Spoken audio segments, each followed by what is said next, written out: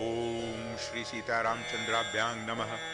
श्रीमद् वाल्मीकि रामायण प्रथम खंड बाल कांडम द्वाविंशः सर्ग। इस सर्ग में राजा दशरथ का स्वस्ति वाचन पूर्वक राम लक्ष्मण को मुनि के साथ भेजना, मार्ग में उन्हें विश्वामित्र से बला और अतिबला नामक विद्या की प्राप्ति, तथा वशिष्ठे ब्रुवति राजा दशरथ स्वयं प्रहृष्टवदनो नाम माजुहाव स लक्ष्मणम ततस्वस्त्य यनंग मात्रा पित्रा दशरथेन च क्रोधशा वशिष्ठेन मंगलैर्भिमंत्रितम। वशिष्ठ के ऐसा कहने पर राजा दशरथ का मुख प्रसन्नता से खिल उठा। उन्होंने स्वयं ही लक्ष्मण सहित श्री राम को अपने पास बुलाया। फिर माता कौशल्या, पिता दशरथ और पुरोहित वशिष्ठ ने स्वस्ति वाचन करने के पश्चात उनका यात्रा संबंधी मंगल कार्य संपन्न किया। श्री राम को मंगल सूचक मंत्रों से अभिमंत्रित किया गया। तब पुत्रं मूर्धन्योपाघ्नाय राजा दशरथ सदा तदो कुशिक पुत्राय कृतेनांतरात्मना। तदनंतर राजा दशरथ ने पुत्र का मस्तक सूंघकर अत्यंत प्रसन्न चित्त से उनको विश्वामित्र को सौंप दिया।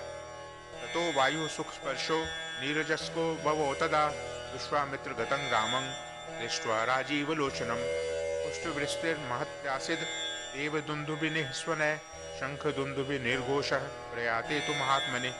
उस समय धूल रहित सुखदायिनी वायु चलने लगी।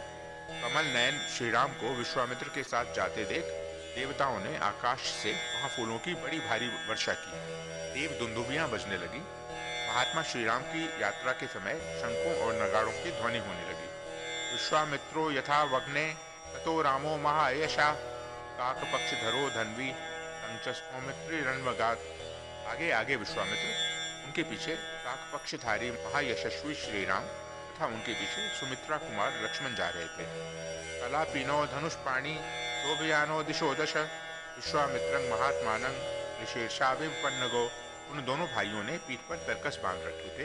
उनके हाथों में धनुष शोभा पा रहे थे तथा वे दोनों दसों दिशाओं को सुशोभित करते हुए महात्मा विश्वामित्र के पीछे तीन तीन फन वाले दो सर्पों के समान चल रहे थे। एक ओर कंधे पर धनुष, दूसरी ओर पीठ पर तुनीर और बीच में मस्तक। इन्हीं तीनों की तीन फन से उपमा दी गई है। अनुजग्म तुरक क्षुद्रो पितामहमिवाश्चिनो अनुयातो श्रिया दीप्तो शोभयंतावनिंदितो। उनका स्वभाव उच्च एवं उदार था। अपनी अनुपम कांति से प्रकाशित होने वाले वे दोनों अनिंद्य सुंदर राजकुमार सब ओर शोभा का प्रसार करते हुए विश्वामित्र के पीछे उसी तरह जा रहे थे जैसे ब्रह्मा जी के पीछे दोनों अश्विनी कुमार चलते हैं। तथा कुशिक पुत्रंतु धनुष्पाणी फलंकृतो बद्ध गोदांगलित्राणो खड़गवंतो महाद्युति कुमारो चारुपुषो भ्रातरो राम लक्ष्मणो अनुयातो श्रेया दीप्तो शोभियेता मनिंदितो स्थाणुं एवमेवाचिन्त्यं कुमाराविर्भावकी।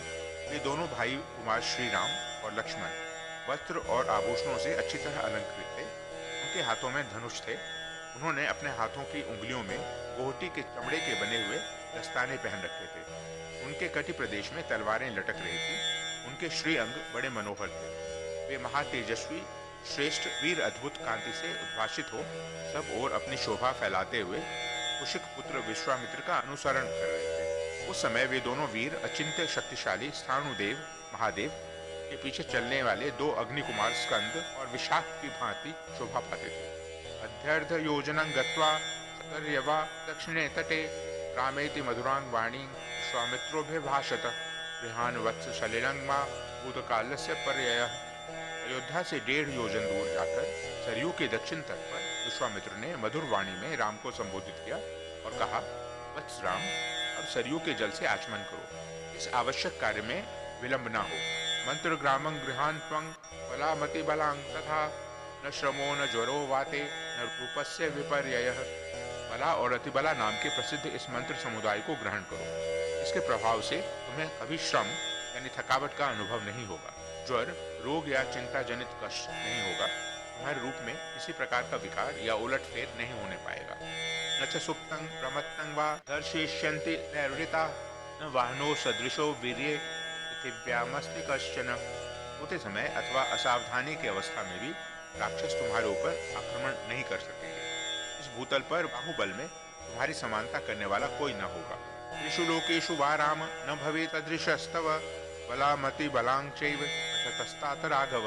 तात रघुकुल नंदन राम, बला और अतिबला का अभ्यास करने से तीनों लोकों में तुम्हारे समान कोई नहीं रह जाएगा। न सौभाग्य न दाक्षिण्य न ज्ञाने बुद्धि निश्चय नोत्तरे प्रतिवक्तव्ये तमोलोके तवानघ।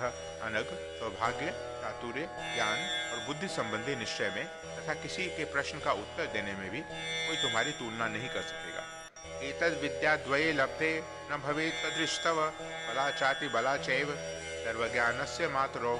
इन दोनों विद्याओं के प्राप्त हो जाने पर कोई तुम्हारी समानता नहीं कर सकेगा, क्योंकि ये बला और अतिबला नामक विद्याएं एक प्रकार के ज्ञान की जननी हैं। शुद्ध पिपासे न ते राम भविष्येते नरोत्तम बलामति बलांचैव शतस्तात राघव गृहान सर्वलोकस्य गुप्तये रघुनंदन। नर श्रेष्ठ श्री राम तात रघुनंदन, बला और अतिबला का अभ्यास कर लेने पर तुम्हें भूख प्यास का भी कष्ट नहीं होगा। अतः रघुकुल को आनंदित करने वाले राम, तुम संपूर्ण जगत की रक्षा के लिए इन दोनों विद्याओं को ग्रहण करो। विद्याद्वयम धीयाने यशश्चाश्च भवेद् भुवि पितामह सुते होते विद्ये तेज समन्विते। इन दोनों विद्याओं का अध्ययन कर लेने पर इस भूतल पर तुम्हारे यश का विस्तार होगा। ये दोनों विद्याएं ब्रह्मा जी की तेजस्विनी पुत्रियां हैं। प्रदातुं तव काकुत्स्थ सदृशस्त्वं हि पार्थिव कामं बहुगुणा सर्वे त्वयेते नात्र संशयः तपसा समृते चैते बहुरूपे भविष्यतः। कुकुत्स नंदन, मैंने इन दोनों को तुम्हें देने का विचार किया है। राजकुमार, तुम्हें इनके योग्य पात्र हो। यद्यपि तुम में इस विद्या को प्राप्त करने योग्य बहुत से गुण हैं अथवा सभी उत्तम गुण विद्यमान हैं, इसमें संशय नहीं है, तथापि मैंने तपोबल से इनका अर्जन किया है। अतः मेरी तपस्या से परिपूर्ण होकर ये तुम्हारे लिए बहुरूपिणी होंगी, अनेक प्रकार के फल प्रदान करेंगी। ततो रामो जलं स्पृष्ट्वा प्रहृष्टवदनः शुचिः अतिजग्राह ते विद्ये महर्षे वितात्मनः। तब श्री राम आचमन करके पवित्र हो गए। उनका मुख प्रसन्नता से खिल उठा। उन्होंने उन शुद्ध अंतःकरण वाले महर्षि से वे दोनों विद्याएं ग्रहण की। विद्या समुदितो रामः शुशुभे भीम विक्रमः सहस्र रश्मि भगवान शरदीव दिवाकरः। विद्या से संपन्न होकर भयंकर पराक्रमी श्री राम सहस्रों किरणों से युक्त शरतकालीन भगवान सूर्य के समान शोभा पाने लगे। गुरु कार्याणि सर्वाणि नियुज्य कुशिकात्मजे ऊषुस्तांग रजनींग तत्र सरेवांग कुसुखंग त्रयः। पश्चात श्री राम ने विश्वामित्र की सारी गुणजनोचित सेवाएं करके हर्ष का अनुभव किया। फिर वे तीनों वहां सरयू के तट पर रात में सुखपूर्वक रहे। दशरथ नृप सुनुत सत्तमाभ्याम तृण शयने नुचिते तदोषिताभ्याम कुशिक सुत वचोनु लालिताभ्याम सुखमेव सा विभो विभाचरी च। राजा दशरथ के ये दोनों श्रेष्ठ राजकुमार उस समय वहां तृण की शैया पर, जो उनके योग्य नहीं थी, सोए थे। महर्षि विश्वामित्र अपनी वाणी द्वारा उन दोनों के प्रति लाड़ प्यार प्रकट कर रहे थे। इससे उन्हें वह रात बड़ी सुखमयी सी प्रतीत हुई। इत्याचि श्रीमद् रामायणे वाल्मीकिये आदि काव्ये बालकांडे द्वाविंशः सर्ग। इस प्रकार श्री वाल्मीकि निर्मित आर्ष रामायण आदि काव्य के बालकांड में 22वां सर्ग पूरा हुआ।